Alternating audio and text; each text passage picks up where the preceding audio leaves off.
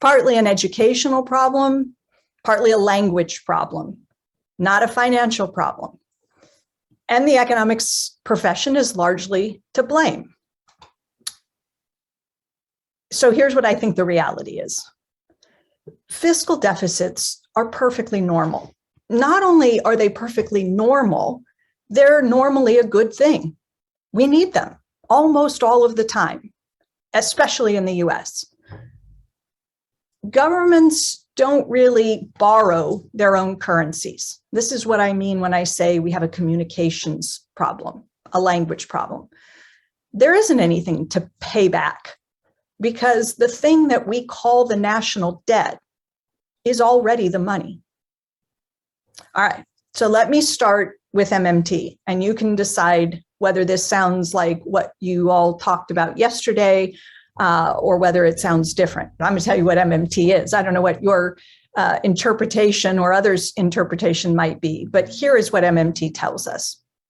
It tells us to start by recognizing that the currency itself, the Canadian dollar, the US dollar, is a simple public monopoly.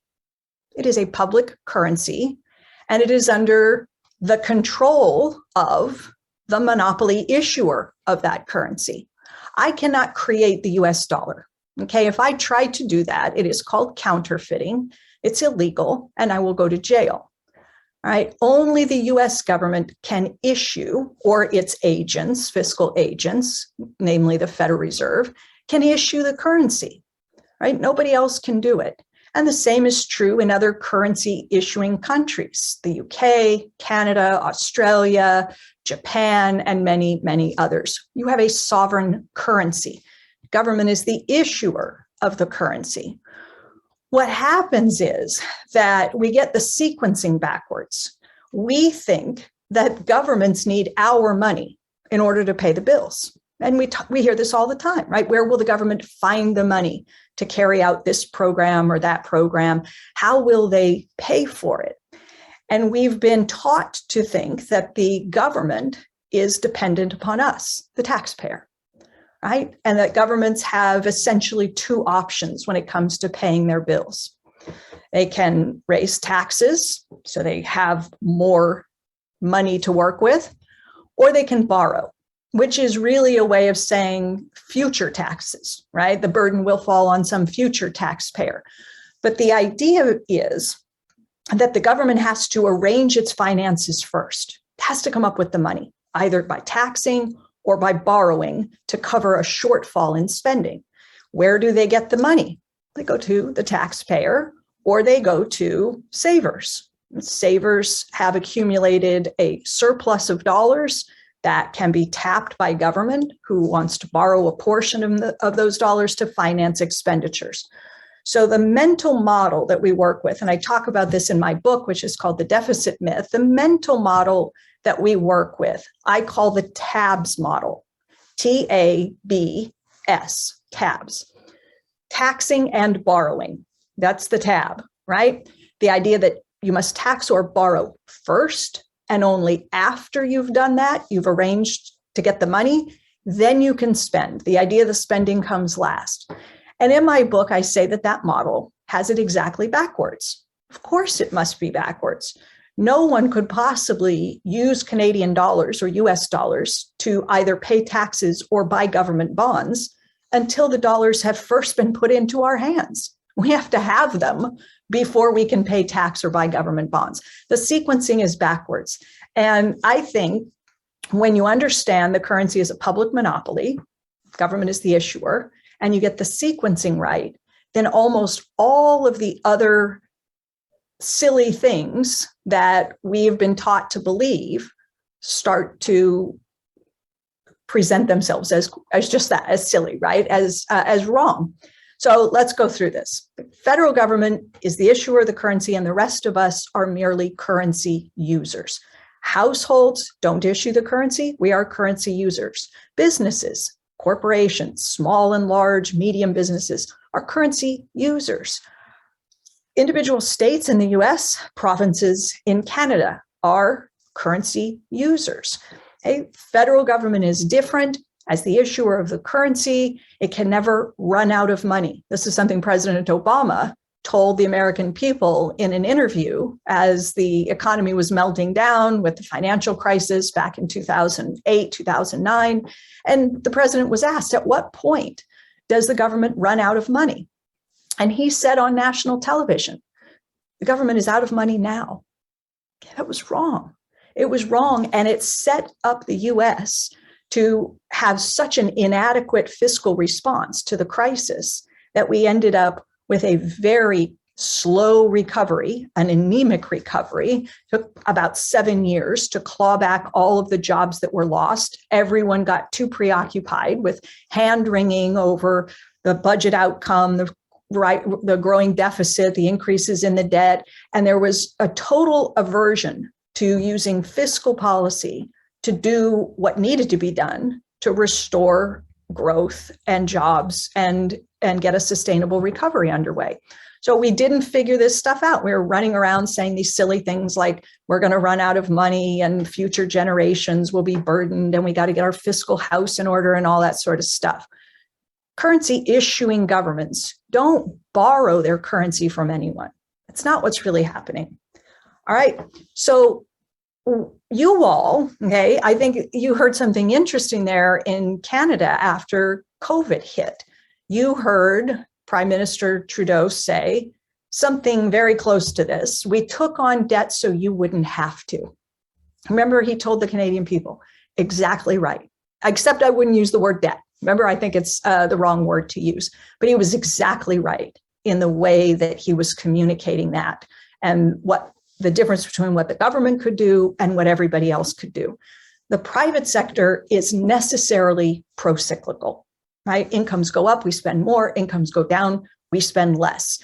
The federal government, because it has the power of the purse, can spend counter-cyclically. It can spend more when its quote unquote income is falling, when tax revenues are collapsing. Federal government can spend counter-cyclically.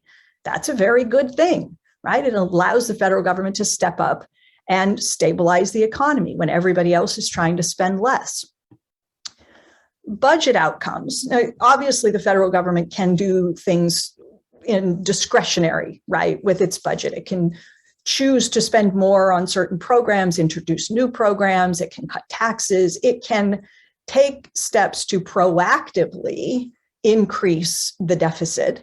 But most of the time, the budget outcome is endogenous, meaning that it's a reflection of what's happening in the underlying real economy. The economy gets weak, even if the government just sat on its hands and said, we're not passing any fiscal packages, we will do nothing at all to respond to the downturn in the economy.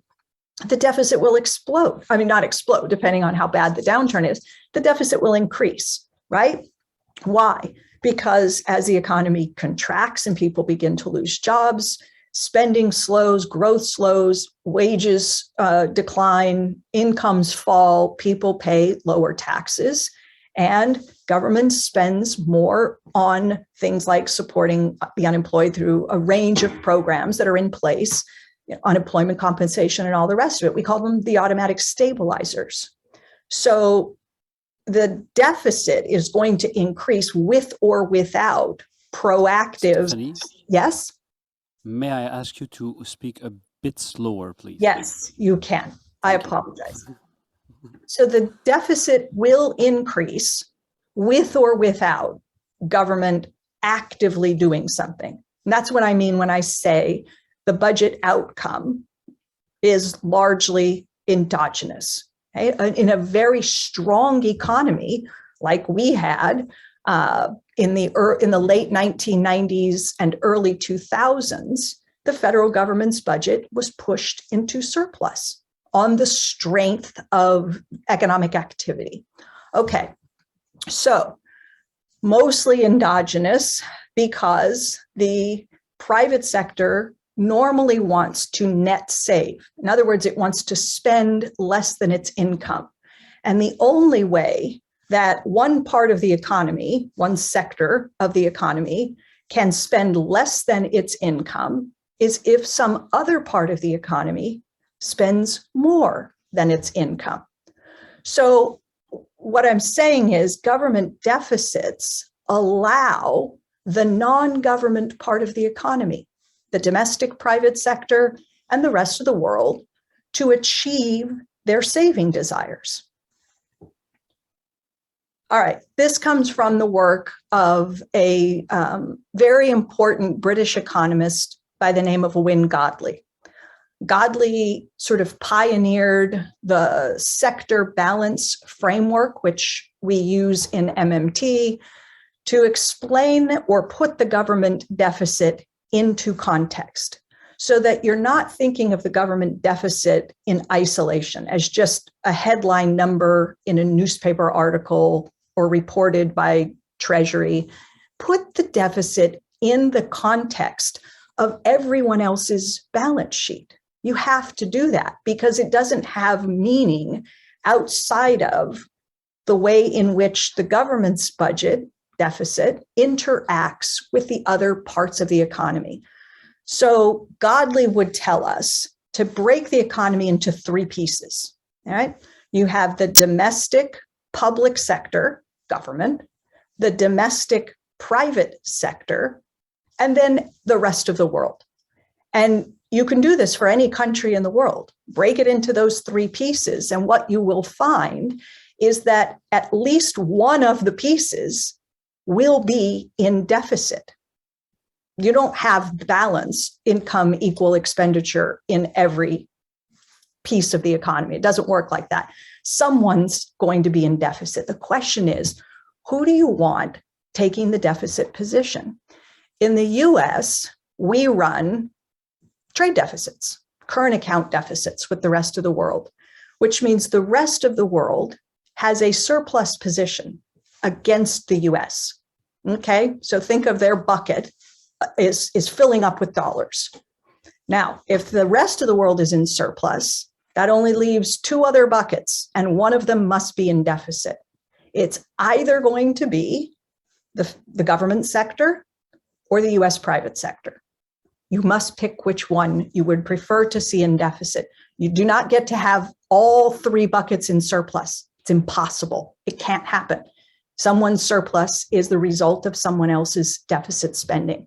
So what I'm trying to do when I said at the outset, deficits are normal and normally a good thing, particularly in countries like the US, which run current account deficits against the rest of the world. Right? It only leaves us with two options. Either the US private sector will be in deficit or the government will be in deficit. Now ask yourself which is more sustainable. The currency user spending more than its income year after year, or the currency issuer spending more than it's taking in year after year? I think the answer is obvious. The currency user is not going to be able to sustain persistent deficits in perpetuity. The currency issuer can. The limit is inflation. That's the relevant constraint. It isn't running out of money, like President Obama said. It isn't the US turning into Greece. It isn't national bankruptcy. It isn't any of those things that we hear from our politicians and pundits. It's inflation. That's the relevant constraint. So let's talk about the deficit in another way, because I think it's really important that people understand in the simplest terms possible that this thing we call the government deficit is nothing more than the difference between two numbers. That's all it is. The difference between two numbers. One number, how many dollars the government spends into the economy each year. The other number is how many dollars the government subtracts back out, mostly through taxation.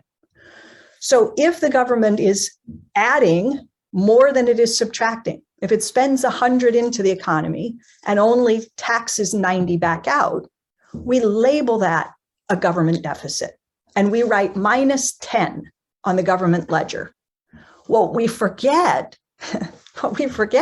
is the accounting counterpart to the government deficit is a financial surplus in some other part of the economy. If they put 100 in and only take 90 back out, someone gets 10. government deficits are matched to the penny. You don't have pennies anymore. To the penny by a surplus in some other part of the economy. Their red ink is our collective black ink. So once you understand it that way, then you can only draw the conclusion that at least in financial terms, every deficit, every government deficit is good for someone because their deficits are a financial surplus in some other part of the economy. The question is, for whom and for what, right? If every deficit is good for someone in purely financial terms, what are those deficits being used to accomplish, right? Who is the beneficiary of the financial windfall on the one hand, or of the real economic benefit on the other? A better funded infrastructure, for example.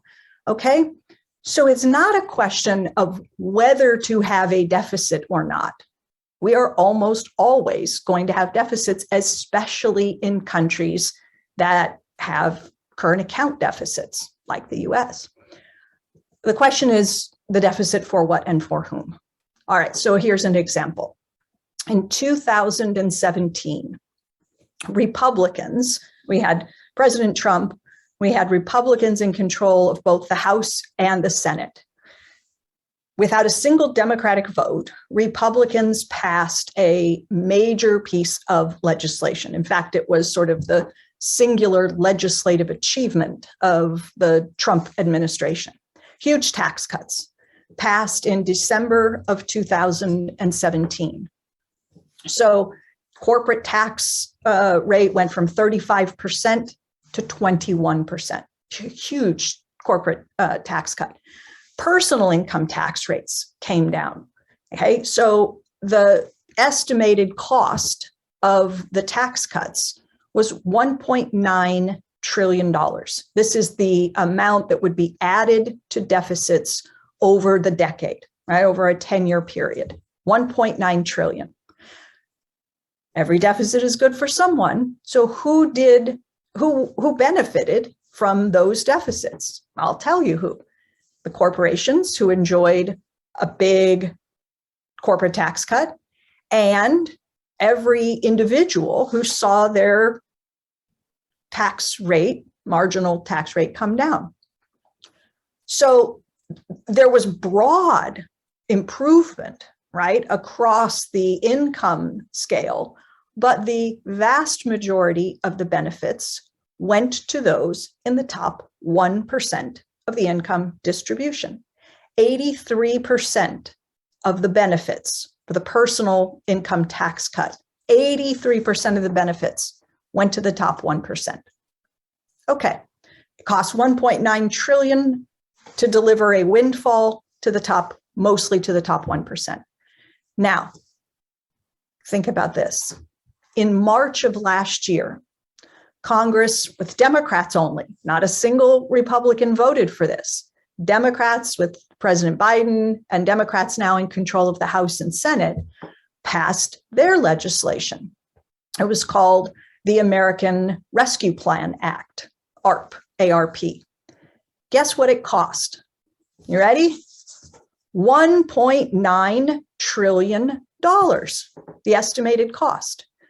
Money to state and local governments, money to the unemployed, checks to most families, a child tax credit that gave $300 or $250 per month to most families with children, and on and on and on.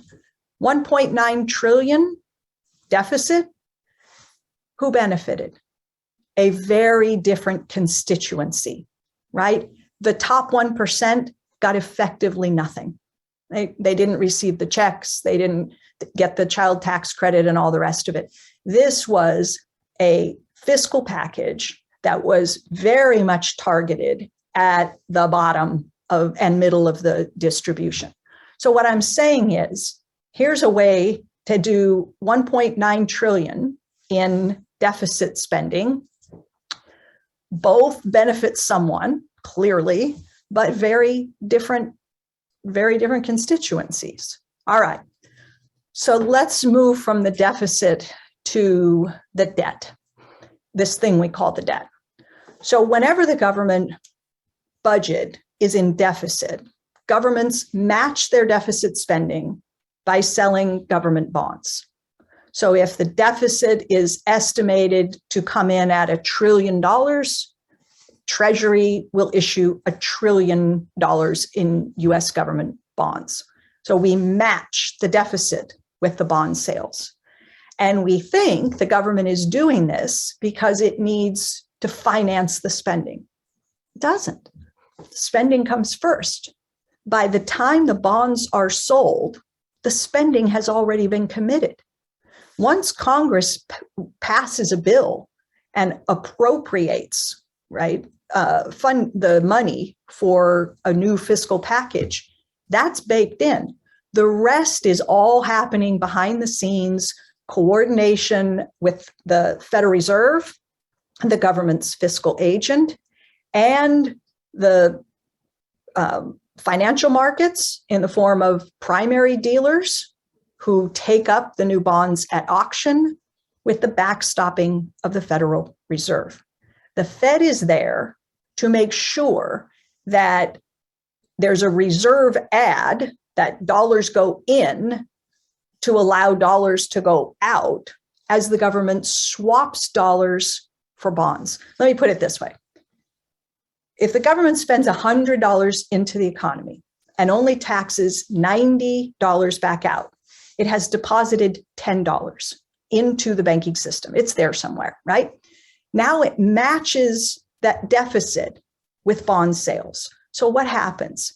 10 green dollars come out and 10 yellow dollars go in. The dollars, the cash, the reserves, call it what you want, are subtracted out and replaced with interest-bearing dollars called US government securities. Government bond is nothing more than an interest-bearing dollar. That's what it is, right? It's a risk-free, interest-bearing dollar. So when the government does this thing we call borrowing, it's just replacing one IOU, the reserves or the currency, with another form of government IOU, which is a security that is an interest-bearing form of the dollar. That's all that's happening. Now, ask yourself why it does that. Does it have to do that? No, of course it doesn't have to do that. The issuer of the currency never has to borrow its own currency from anyone in order to get it. Why would you? Right? If you were the issuer of anything, would you knock on your neighbor's door and ask to borrow that thing? It's silly. Something else is going on. Okay? And it made sense hundreds of years ago on a gold standard that governments would want to replace dollars, which were convertible on demand, into gold, which is finite. It made sense that governments might want to convert dollars into government bonds because government bonds could not be presented for gold on demand. But we don't have that system anymore. We have a floating exchange rate. The dollar is not tethered to gold or anything else. So something else is going on. Government is continuing to issue bonds to allow people who have dollars to trade them in for a higher form of the currency, one that amplifies itself over time, an interest-bearing form of dollar. So you think of this thing we call the national debt. And in our case, depending on whether you're gross debt or what you're netting out, we see, reports and headlines just a couple of weeks ago. US national debt hits $30 trillion. And it, people's eyes bug out because it's such a huge number. And it's a huge number with the word debt attached to it. So people get nervous. They shouldn't. Okay, all that is a historical record. That's it. It's a historical record. It's record keeping. It's keeping track of every prior year in which the government added more than it subtracted. Okay, this national debt is just the dollars that were spent by government but not taxed back. They are currently being held in the form of interest-bearing currency called a government security. That's all it is. That's all it is. It's already the money. It's already the money. That's why when I said at the start, there's nothing to pay back. It's already the money. It's just two different ways to hold your dollars, in an interest-bearing form or in a barren form, right? May I ask you again to slow down a little? Yes, I apologize. Sorry for that. I apologize. So the key point here is that selling government bonds is purely voluntary for a currency issuing government. Voluntary. So hand-wringing, how will we deal with the debt? How will we reckon with the debt on the other side of the pandemic? It's already the money. Paying it back is simply turning the yellow paper back into green paper. This is no challenge for a currency issuer. You could pay it off tomorrow with a keystroke. Literally, you could retire the entire thing tomorrow if you wanted to, and you wouldn't have to ask taxpayers to kick in a dime. Let me explain. Japan already has, or at least had, something like 50% of all of the outstanding, of all JGBs, Japanese government bonds.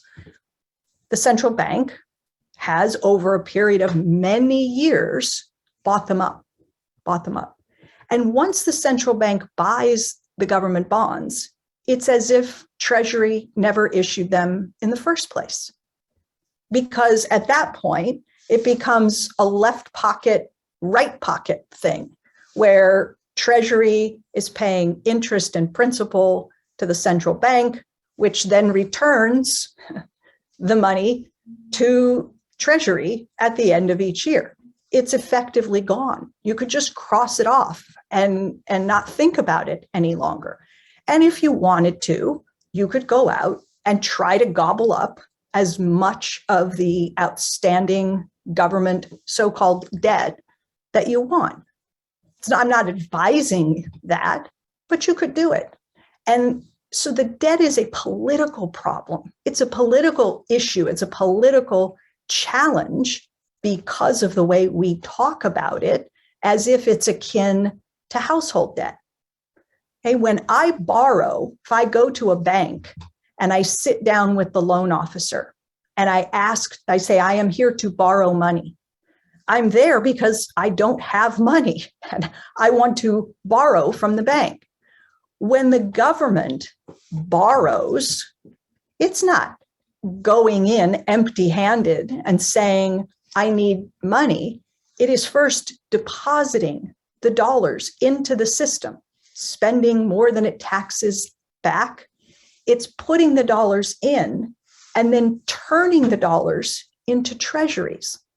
I don't get to walk into the bank, put the money down on the desk in front of the loan officer, and then ask to borrow the money.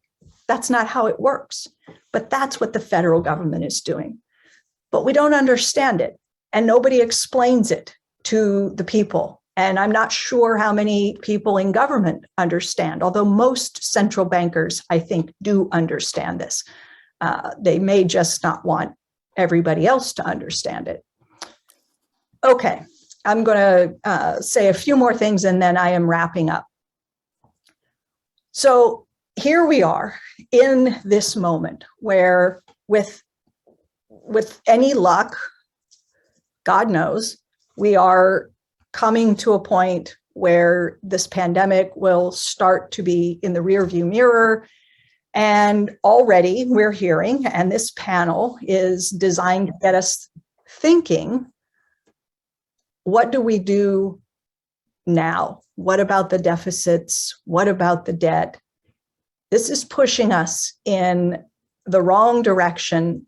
And I think it would be very tragic if world leaders and governments started to pivot, turn their attention to the deficit and to the debt, and find themselves pursuing austerity programs. This is what happened after the financial crisis. It's exactly what we allowed ourselves to do. In the US, we were looking at what was happening in parts of Europe, and we saw it on television every single night. We saw what was happening in Greece, in Italy, Portugal, Spain, Ireland, and we had pundits all over the airways telling the American people. We had the President of the United States telling the American people that if we didn't get our fiscal house in order, we were going to end up like Greece. Okay, so Congress gave us one spending package, really, and it was way too small. And it didn't do enough to restore the economy, health of the economy, to get jobs back and so forth. And then we pivoted to austerity, and we started cutting spending, and we started worrying about the deficit, and we had commissions, and all of the attention turned away from the things that matter, the real economy, restoring prosperity, jobs, incomes, to worrying about the number that falls out of the budget box at the end of each year. And it was tragic. And as I said, economists played a very key role in all of this. Harvard economists, Reinhardt, Rogoff, and others, pointing to what was happening in Europe as a harbinger for other countries in the world. This is your fate if you allow your debt ratio, debt to GDP, to reach 90%. You'll tip over, and a financial crisis and slow growth and all that kind of stuff. It was terrible, and it was wrong. And many of us, well, some of us anyway, knew that it was wrong then. And so what I will say is that some leading economists have shifted their views in very important ways since 2010, beginning with Olivier Blanchard, who's very influential. So Blanchard decides at some point that maybe the debt is more sustainable than we thought, because if interest rates remain low, lower than the growth rate, then debt won't explode. It's actually sustainable. And so probably we are fine, and we could even afford bigger deficits. Now, he said this before COVID. So COVID just demonstrated that, of course, if Congress writes a bill and the votes are there, it can pass and authorize the spending of trillions of dollars between March 2020 and March 2021, 1 year. Congress committed more than $5 trillion to fighting the pandemic. Governments around the world stepped up with fiscal packages, not just once, but another, right? More fiscal support. Now, the US is outperforming the rest of the world in terms of the rate at which we have recovered our economy, the labor market, we're growing faster. Inflation is hot, yes, because in a pandemic, you don't have the benefit of time on your side to be very careful about every spending decision. Lawmakers sort of, in a sense, there's some panic, right? About millions of businesses going under, millions of people losing their jobs, their apartments, their homes, their livelihoods. So they went very big and very fast. And to some extent, the inflation that we have today is a result of people having had so much income, but it's also a result of the way people are trying to spend that income, not on services, not going out to bars and restaurants and theaters, but buying goods, durable goods that have to be manufactured, shipped, supply chains, bottlenecks, clogged ports, trucking, freight problems. So yes, inflation is the limit, but inflation is running hot all over the world, right? In Germany, 40-year highs, in the UK, in China, near a 40-year high. So what MMT has told us from the beginning is a currency issuing government like the US, Canada, Japan, the UK, Australia, and so on, cannot run out of money. There is no financial constraint. The government can commit to spending any amount it deems necessary. If the votes are there, the money will go out. Okay, so you're not going to run out of money, and you're not going to have a Greek-like situation where you have debts that you cannot pay because your debt is denominated in your own currency. Greece is borrowing in euro, and they don't issue the euro. That's the problem. So MMT had all of that correct, indeed predicted the European debt crisis, and always told us that it was inflation, not solvency, that you have to worry about. And in normal times, budgeting with an inflation constraint in mind is the right thing to do. In a pandemic, you have to decide whether you're willing to, go big at the risk of doing too little, knowing that inflation could be a consequence of that spending. And let me just say the final thing I'll say is, so here we are having at the moment a debate about whether we need to worry about deficits and debt. I don't think that we should be having that debate. Inflation is the relevant challenge that we face now. How do we deal with it? The mainstream answer is the central bank will deal with it. It's their job. They are the inflation fighter. How do they fight inflation? Mostly by raising interest rates. So now you have to ask yourself whether you believe that central banks with this tool, right, one price, right, that policy interest rate that they have control over, whether the central bank nudging rates higher is going to work to bring down headline inflation, which is being driven by supply chain bottlenecks, other kind of issues going on, some large corporations using their pricing power to extract, higher than normal profits and all the rest of it. Meanwhile, making housing more expensive, making it more expensive to buy and finance the purchase of an automobile, right? Making your credit card payments go up, student loan payments go up. So interest rates are a very blunt instrument. And I think Chairman Powell in the US has made it clear that the Fed believes that their interest rate, their inflation fighting tool, the interest rate, is designed to work on excess demand problem. And what Powell has said, testifying before Congress here, is that what we face today is still mostly a supply side challenge, which means we need to think about new ways to address inflationary pressures that don't rely simply on the blunt instrument of rate hikes. And so with that, I will stop